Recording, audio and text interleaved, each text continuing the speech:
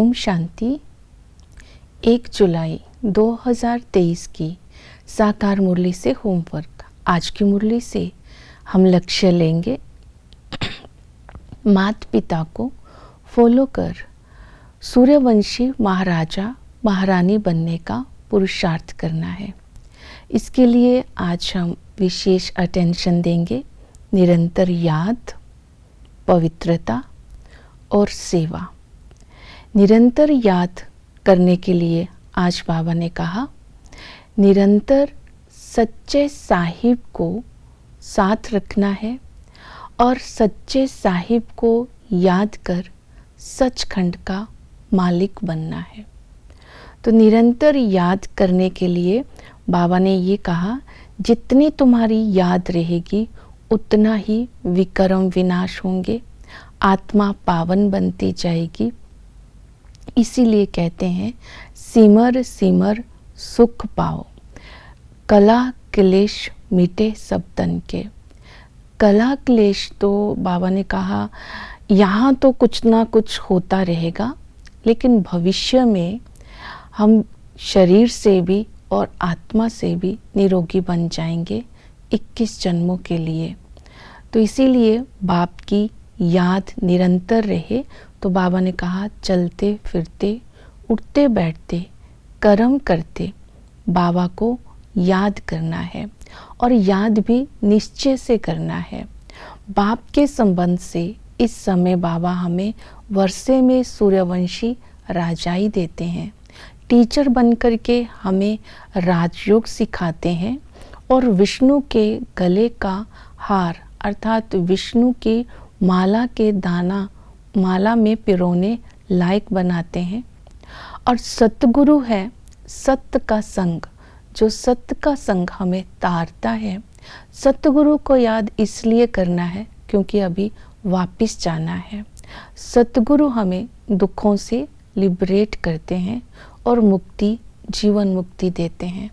इस तरह बाबा से संबंध रखना है और संबंधों से होने वाली प्राप्तियों को कर्म करते हुए स्मृति में रखेंगे तो निरंतर याद रहेगी। दूसरा है पवित्रता। तो बाबा ने कहा श्रीमत पर चल, तुम्हें माया रावण पर विजय प्राप्त करनी है। 5 विकार ही माया रावण है और 5 विकारों में बड़ा बॉम्ब है काम विकार। तो बाबा ने विकारों पर विजय प्राप्त करने के लिए कहा सोल कॉन्शियस बनो।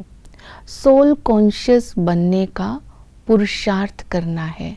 बाबा ने वरदान भी दिया, देही अभिमानी भव, अकेले होकर बाप को याद करो।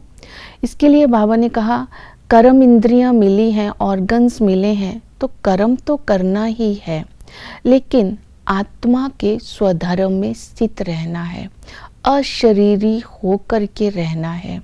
इसका कहने का भाव ये है कि सोल की कॉन्शियस में आकर के कर्म करेंगे तो विकर्म नहीं होंगे, कर्म इंद्रियां जीत बन जाएंगे।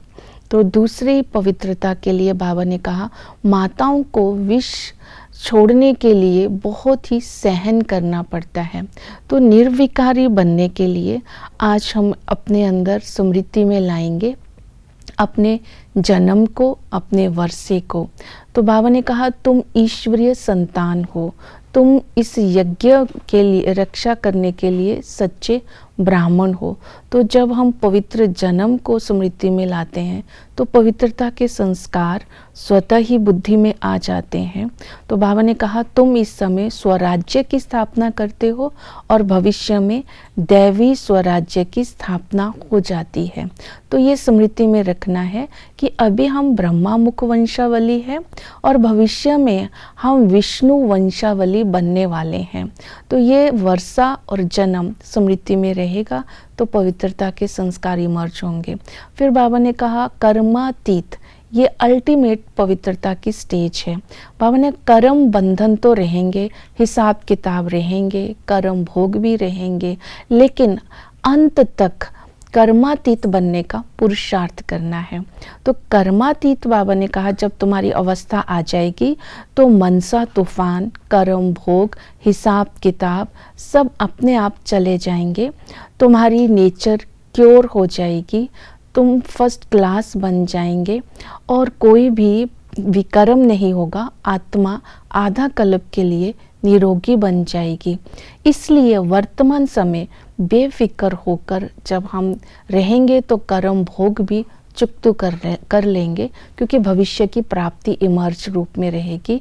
और फिर सेवा के लिए बोला, श्रीमत पर पावन बन करके तुम्हें भारत को पावन बनाने की सेवा करनी है। सेवा का आधार है तपस्या, और तपस्या है एक बाप दूसरा ना कोई, और जितनी तपस्या होगी उतना त्याग भी चाहिए। जब हम बाबा की याद में रहेंगे तो त्याग विकारों का करना है और तपस्या बाबा की याद से करनी है। तो मनसा शक्ति के द्वारा दूसरों को शक्तिशाली बनने का हम साकाश देंगे। और कृष्ण पीपल के पत्ते पर क्यों आया है ये बताना है। और आज बाबा ने सेवा के लिए बोला है कि तख्त नशीन बनना है, तो बाप को गरीब निवास क्यों कहा जाता है ये बताना है। तो इस तरह आज सेवा करेंगे तो भविष्य में सूर्यवंशी राजाई में महाराजा महारानी बन सकेंगे। ओम शांति।